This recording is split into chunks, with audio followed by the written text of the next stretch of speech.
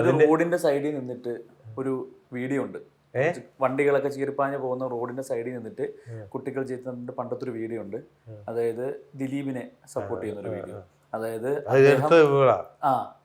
അദ്ദേഹം ജയിലിലാണെങ്കിൽ ഞാനും എൻ്റെ കുടുംബവും തറയിൽ കിടക്കും, അദ്ദേഹം കഴിക്കുന്ന ഭക്ഷണം തന്നെ കഴിക്കും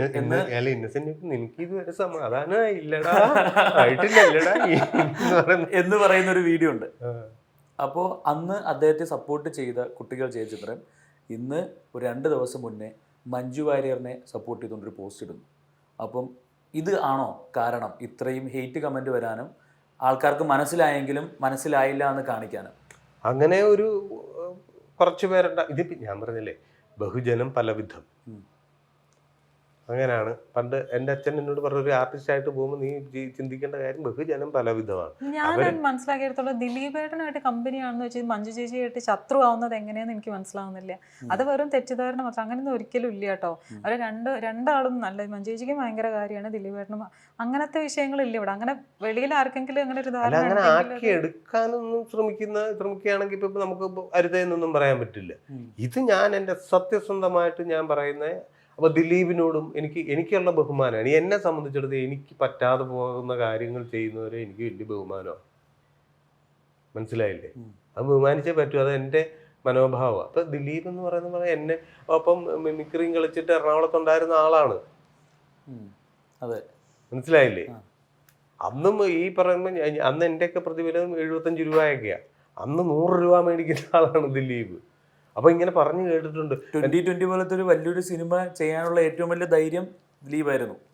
അത് വേറെ ആരും ഒന്നും ചെയ്തിട്ടുമില്ല, ഇനി അത് ഉണ്ടാവാൻ പോകുന്നതുമില്ല. നീ അതിന്റെയൊക്കെ പേര് അതൊന്നും കണ്ടില്ല എന്നൊന്നും അടിക്കാനൊന്നും എനിക്ക് പറ്റത്തില്ല. അതിനൊന്നും പേടി എനിക്കില്ല. കാര്യം ഞാൻ ഇത് പറയാൻ കാരണം, ഞാൻ ട്രൂപ്പിൽ അന്ന് എൻ്റെ കുറെ കൂട്ടുകാരന്മാരുണ്ട്. ഇവർ പറയുമ്പം എടാ, അപ്പൊ എന്നാ വെച്ചാൽ ഞാൻ കോമ്പയറിങ്ങാ കൂടുതൽ സ്റ്റേജിൽ അനൗൺസ്മെന്റ്, പിന്നെ കുറച്ച് നടന്മാരുടെ സംഭവം. അപ്പൊ ഇവന്മാരും എടാ വേർത്തണ്ടാ ഈ പിന്നെ മറ്റേ ഏതാ ട്രൂപ്പ് പറഞ്ഞു അതിൽ ദിലീപ് എന്നടാ പേര്, ആലുവയിലുള്ള അവൻ ഇതുപോലെ തന്നെടാ ഇന്നസെന്റിന്റെ എടുക്കും, പിന്നെ പരിപാടി അവതരിപ്പിക്കുന്ന അവനെ, ഇങ്ങനെയൊക്കെ കേട്ടിട്ട് അങ്ങനെ വന്ന ഒരാള് അത്രയും മേളിൽ പോയിക്കൊണ്ടു. ഇവൻ മുടിഞ്ഞു പോട്ടെ എന്നൊന്നും പറയാൻ്റെ മാനസികാവസ്ഥ അല്ല, അതെൻ്റെ നാടിൻ്റെ പ്രത്യേകതയായിരിക്കും. ഞങ്ങൾ അങ്ങനെയൊന്നും ചിന്തിച്ചിട്ടില്ല.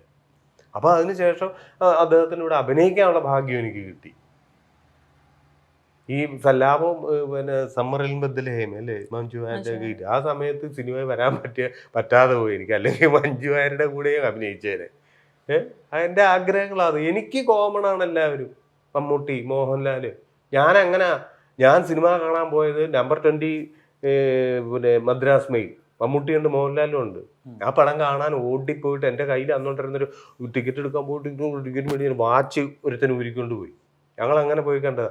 ഞങ്ങൾ കുറേ അന്നത്തെ ആൾക്കാർ വന്ന് ഒരു മിനിറ്റ്, മമ്മൂട്ടി എത്ര കെട്ടിയിട്ടുണ്ടെന്ന് ആലോചിക്കാം, മോഹൻലാൽ ഇന്ന് കെട്ടും, അല്ല ഇന്ന് അയാൾ കുളിച്ചോ എന്നൊന്നും നോക്കിയിട്ടൊന്നുമല്ല ഞങ്ങൾ പോകുന്നത്. ഞങ്ങൾക്ക് സിനിമയാണെന്ന്. ആ മമ്മൂട്ടി മോഹൻലാലും കൂടെ ഒന്നിച്ച് വന്നപ്പം പിന്നെ നമുക്ക് കൊയ്ത്ത അങ്ങനെ പോയാൽ അങ്ങനെയുള്ള മനോഭാവക്കാരനാണ്. എനിക്കതല്ലാതെ വേറെ ഒന്നും. ഇപ്പം ഞാനൊരു ഹോട്ടലിൽ കയറി കഴിക്കുന്നു, അവിടുത്തെ ആഹാരം നല്ലതാണെങ്കിൽ കഴിക്കും. അല്ലാതെ ചേട്ടാ ഒരു മിനിറ്റ്, ചേട്ടന് പിന്നെ കല്യാണം കഴിച്ചാണോ ഡിവോഴ്സാണോ ചോദിക്കും നിങ്ങൾ? ഈ പറയുന്ന ആരും ചോദിക്കുകയല്ലോ. അവിടെ അയാൾ എന്തെങ്കിലും ആയിക്കോട്ടെ, അവിടെ നിന്ന് കിട്ടുന്ന ഫുഡ് അത് കഴിക്കുക, അത് കൊള്ളുക. അല്ലെങ്കിൽ ചേട്ടോ എന്നാ സാമ്പാറാ ചേട്ടാ എന്ന് പറഞ്ഞിട്ട് നമ്മൾ പോവുകയും ചെയ്യും. എടുത്തുകൊണ്ട് പിന്നെ ദോശയും ചമ്മന്തിയും കൊണ്ട് വെക്കുന്ന ചോറ് വിളമ്പുന്നവൻ്റെ ചരിത്രം, അവൻ്റെ ജാതകം, ചേട്ടൻ്റെ നക്ഷത്രം ഏതാണെന്നൊന്നും ചോദിച്ചിട്ടല്ല. ഇതുപോലെയുള്ളൂ സിനിമയിൽ. ഞാനും അങ്ങനെ. ഇന്നും ഞാൻ പ്രേക്ഷകനാണ്, അല്ലാതെ നമ്മളൊന്നും ചെയ്തിട്ടൊന്നുമില്ല. എനിക്ക് ചെയ്യാനൊക്കെ ഒരുപാടുണ്ട്. അതിന് ദൈവം അവസരം തന്നു കഴിഞ്ഞാൽ ഞാൻ ചെയ്യും. ഇതുവരെ ഒരു കഴിവും പ്രകടിപ്പിക്കാൻ എനിക്ക് പറ്റിയിട്ടില്ല. കുട്ടികൾ ജയചന്ദ്രൻ എന്ന വ്യക്തിയുടെ പോസ്റ്റ് ഈ രണ്ടുപേരെയും, അതായത് 2 പക്ഷക്കാരെയും സുഖിപ്പിക്കാൻ വേണ്ടിയിട്ടാണോ? അപ്പം വ്യക്തമായിട്ട് പറയുകയാണെങ്കിൽ ദിലീപ് പക്ഷത്തിനെയും മഞ്ജു വാര്യർ പക്ഷത്തിനെയും സുഖിപ്പിച്ച് നിർത്താൻ വേണ്ടിയിട്ടുള്ള ഒരു പോസ്റ്റാണ് ഇതെന്ന് തോന്നുന്നു. എന്നോടാണ് പറഞ്ഞു കൊടുക്കുക. അതായത് സംഭവം മനസ്സിലായി. മഞ്ജു വാര്യരെയും ദിലീപിനെയും സൂചിപ്പിച്ച് അതിനിടയിൽ കൂടെ സൂപ്പർ സ്റ്റാർ ആകാനാണോ എന്ന് ഞാൻ ചോദിക്കട്ടെ. 2 പേരെ സുഖിപ്പിച്ച് അതുകൊണ്ട് എന്ത് ലാഭം? നിലനിൽപ്പ് എവിടെ മലയാള ഇൻഡസ്ട്രിയിൽ നിൽക്കാനാണെങ്കിലോ? അപ്പൊ ഇത്രയും കാലം ദിലീപേട്ടനെ സുഖിപ്പിച്ചുകൊണ്ട് എന്നിട്ടോ അങ്ങനെയാണെങ്കിൽ ദിലീപേട്ടനെ സപ്പോർട്ട് ചെയ്ത് പറഞ്ഞു, എന്നിട്ട് സൂപ്പർ സ്റ്റാർ ആയോ? ക്വസ്റ്റ്യൻ ആയോ? ഇല്ലല്ലോ.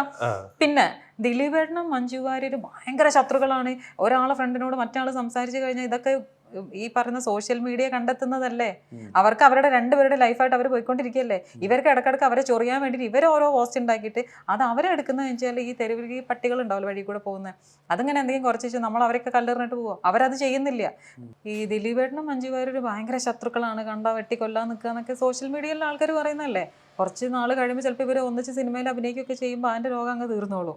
മനസ്സിലായില്ല, അത് കാണാൻ താല്പര്യം ഉണ്ടാവില്ല. അപ്പൊ ഇവര് കണ്ടുപിടിക്കുന്ന കാര്യങ്ങളാണ് ഇത്. മറ്റേ സിദ്ദീഖിന്റെ ഒരു പടത്തിലുണ്ട്, പുള്ളി ഇന്റർവ്യൂവിന് പോകുമ്പോൾ മറ്റേ നിസാർക്കായുടെ ഒരു പടമാണെന്ന് തോന്നുന്നു, പഴയ പടം. ഈ ഓട്ടോറിക്ഷ പുള്ളി പോകുമ്പോഴത്തേന് വഴി കെട്ടിയവനും കെട്ടിയോളും കടന്ന് ഭയങ്കര തടി കെട്ടിയവൻ അടിക്കുന്നു, വെള്ളം അടിച്ചു. അപ്പൊ സിദ്ദീഖിനെ ഒന്ന് സഹായിച്ചേക്കാന്ന് പറഞ്ഞിട്ട് നീ ഒരു മിനിറ്റ് കേട്ടോ ഞാനിപ്പോൾ വരാന്നൊക്കെ പറഞ്ഞിട്ട് പുള്ളി ഇങ്ങനെ പോയി ഇടയ്ക്ക് കയറി ആകെ പ്രശ്നം ഉണ്ടാക്കി. ഇയാളെ പിടിച്ച് പെണ്ണുങ്ങളെ തല്ലുന്നോടാന്ന് പറഞ്ഞു കൊടുത്തു. കെട്ടിയുള്ളൊരു കാലോട് എന്റെ കെട്ടിയവനെ തല്ലുന്നോടാന്ന് ചോദിച്ച് സിദ്ദീഖിന്റെ അടിക്കും. ഇതാണ് അനുഭവം. ഞങ്ങൾ രണ്ടുപേരും കൂടെ ഒരു വഴക്കുണ്ടാകുമ്പോൾ അതിനിടയ്ക്ക് നിങ്ങൾ വിഡ്ഢിയാണേലേ കയറി വരുള്ളൂ. ഞങ്ങൾ ഇച്ചിരി കഴിയുമ്പോഴത്തേക്കിന് ആ കാര്യങ്ങൾ പറഞ്ഞിട്ട് നമുക്കൊന്നിച്ച് അവനിട്ട് കൊടുക്കാന്ന് പറയും. അവസാനമായിട്ടൊരു കാര്യം കൂടെ ഞാൻ പറയാം. ഇപ്പം ഞാൻ ഒരാളും ശത്രുക്കൾ പോലും പറയില്ല ക്യാൻസർ വന്നാൽ എന്നൊക്കെ ഇപ്പോൾ നിങ്ങൾ ചോദിച്ചല്ലോ ആണ്. അപ്പം ആ സമയത്ത് എൻ്റെ ഒരു ഫീലിങ്സിൽ ഞാനത് പറഞ്ഞത്. പക്ഷേ ഞാൻ പറഞ്ഞത് ആ ഒറ്റ വ്യക്തിയുടെ അടുത്താണ്. എന്നെ പറഞ്ഞ തെറി നിങ്ങൾ കേട്ടില്ലായിരുന്നു. ഇതുപോലെ പറയുന്ന ആൾക്കാരുടെ അടുത്ത് ഞാൻ പറഞ്ഞു എൻ്റെ ഹസ്ബൻഡിനെ ഇങ്ങനെ പറഞ്ഞ് വെറുതെ പ്രാക്ക്. കാരണം ഞങ്ങൾ ഇപ്പം അനുഭവിക്കുന്ന സിറ്റുവേഷൻ നമുക്ക് മാത്രമേ അറിയുള്ളൂ. ഞങ്ങളെ വേദനിപ്പിച്ച് പ്രാക്ക് വാങ്ങി വെറുതെ ഇങ്ങനെ അസുഖം പെട്ടെന്ന് എൻ്റെ വായിൽ അതാ വന്നത്. അങ്ങനെ വന്ന് വാങ്ങി വെക്കേണ്ട എന്ന് ഞാൻ പറഞ്ഞു. അതൊരൊറ്റ വ്യക്തിയുടെ അടുത്ത് പറഞ്ഞ ഒരു കാര്യം മൊത്തമാക്കി. അതാണ് നമ്മളെ പിടിച്ചിട്ട് ഇങ്ങനെ എരുതിയിലിടുക എന്ന് പറയുന്ന ഒരു അവസ്ഥ. ഇന്നലെ മൊത്തം എൻ്റെ ആ ഒരു സംഭവം ആയിരുന്നു. അതിന് അവർ കിട്ടാനുള്ള അവർ വാങ്ങിക്കോട്ടെ, എനിക്ക് അത്രേ പറയാനുള്ളൂ. ഒരു സ്ത്രീ എന്ന നിലയിൽ താങ്കൾ പറഞ്ഞിട്ടുണ്ട്, താങ്കളുടെ ഒരു അടുത്ത സുഹൃത്താണ് രാഹുൽ ഈശ്വർ എന്ന് പറഞ്ഞിട്ടുണ്ട്. അപ്പോൾ അദ്ദേഹം ഈ പുരുഷ കമ്മീഷന് വേണ്ടി വാദിച്ച് അത് നടപ്പിലാക്കാൻ വേണ്ടി ശ്രമിക്കുന്ന ഒരാളാണ്. ഒരു സ്ത്രീ എന്ന നിലയിൽ ഒരു പുരുഷ കമ്മീഷൻ ഇവിടെ വേണം എന്ന് തോന്നുന്നുണ്ടോ? തീർച്ചയായിട്ടും. അതല്ലെങ്കിൽ എല്ലാ ആണുങ്ങളും ജയിലിൽ കിടക്കും, ഉറപ്പുള്ള കാര്യമാണ്. കാരണം മുന്നോട്ടേക്ക് അങ്ങനെയാണ് ലൈഫ് പോയി. എല്ലാ ആണുങ്ങളെന്ന് പറയുമ്പോൾ ഒരുവിധം എല്ലാവരും കിടക്കും, കിടക്കാൻ ചാൻസ് ഉണ്ട്. കാരണം എന്തെങ്കിലും ഒന്ന് പറഞ്ഞ് തെറ്റി കഴിഞ്ഞു കഴിഞ്ഞാൽ ഇപ്പം നിങ്ങളുടെ കൂടെ ഒരു ഗേൾ ഫ്രണ്ട്, നിങ്ങൾ ഒന്നിച്ച് റിലേഷനിലാണ്, എല്ലാ രീതിയിലും അങ്ങനത്തെ റിലേഷനിൽ പോയിക്കൊണ്ടിരിക്കുക. എന്തെങ്കിലും ഒരു അബദ്ധം പറ്റി അല്ലെങ്കിൽ ഒരാൾക്ക് വേണ്ടാന്ന് തോന്നി, ഉടനെ എന്താ ചെയ്യുക? വേറെ ഒന്നും ചെയ്യാനില്ലേ, പീഡിപ്പിച്ചു എന്ന് പറഞ്ഞാൽ പിന്നെ നിങ്ങൾ കുടുങ്ങി, ലോക്കായി. പിന്നെ അവർ പറഞ്ഞ് എന്തിനും നിങ്ങൾ നിൽക്കും. അതാണ് അവസ്ഥ. പിന്നെയാണ് നിങ്ങൾ ചെയ്തോ ഇല്ലേ എന്നുള്ള ജയിലിൽ കിടന്നു കഴിഞ്ഞിട്ട് പിന്നെ പറഞ്ഞിട്ട് കാര്യമുണ്ടോ? നിങ്ങളെ ഫാമിലിയിൽ നിന്ന് അറിയില്ലേ? 2 വർഷം അല്ലെങ്കിൽ 2 മാസം ജയിലിൽ കിടന്നിട്ട് അയ്യോ ആ പെണ്ണ് കള്ളക്കേസ് കൊടുത്തതാന്ന് പറഞ്ഞിട്ട് വല്ല കാര്യമുണ്ടോ? എത്രയോ ആൾക്കാർ അങ്ങനെ അകത്ത് കിടന്നിട്ടില്ലേ?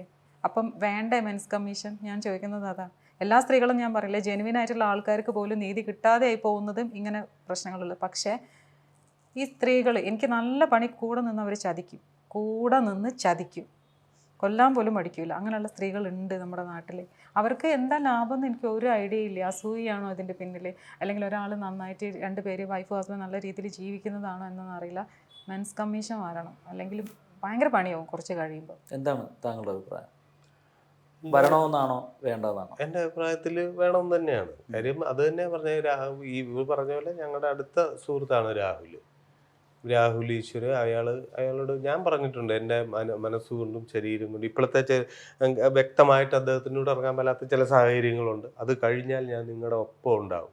ഞാൻ അയാളോട് പറഞ്ഞ ഞാൻ നിങ്ങളുടെ മുമ്പിലുണ്ടാവും എന്ന് പറഞ്ഞു. നേതാവാകാനല്ലേ, നിങ്ങൾക്കിട്ട് വരുന്ന വെടിയുണ്ട ഞാൻ ആദ്യം എനിക്ക് കിട്ടാൻ വേണ്ടി ഞാൻ നിങ്ങളുടെ ഇങ്ങനെ തന്നെയാണ് പറഞ്ഞത്. ഇങ്ങനെ കാര്യം എന്താണെന്ന് ചോദിച്ചാൽ എനിക്ക് മനസ്സിലാത്ത അയാൾ പറയുന്ന ഒരു കാര്യങ്ങളും അയാളെ തെറി പറയുന്ന ചില ആണുങ്ങളെ കാണുമ്പോൾ എനിക്ക് ഇത് തോന്നിയിട്ടുണ്ട്. എന്തോ ഒരു കഷ്ടമാണ്, അവൻ അനുഭവിക്കുന്ന ബുദ്ധിമുട്ടാണ് അയാൾ പറയുന്നത്. ഓക്കെ. പക്ഷെ ഞാനിപ്പോൾ രാഹുലിനോട് പറഞ്ഞു ഒരു കാര്യം മനസ്സിലാക്കുക, ഭൂമി ഉരുണ്ടതാണെന്ന് പറഞ്ഞവനെ കല്ലെറിഞ്ഞ് കൊന്നിട്ട് ഭൂമി ഉരുണ്ടതാണെന്ന് പഠിപ്പിക്കുന്ന ഭൂമിയാണിത്. അതുകൊണ്ട് നാളെ നീ പറഞ്ഞത് സത്യമാണെന്ന് ഇവിടെ എല്ലാവരും മനസ്സിലാവുമെന്ന് ഞാൻ പറഞ്ഞു.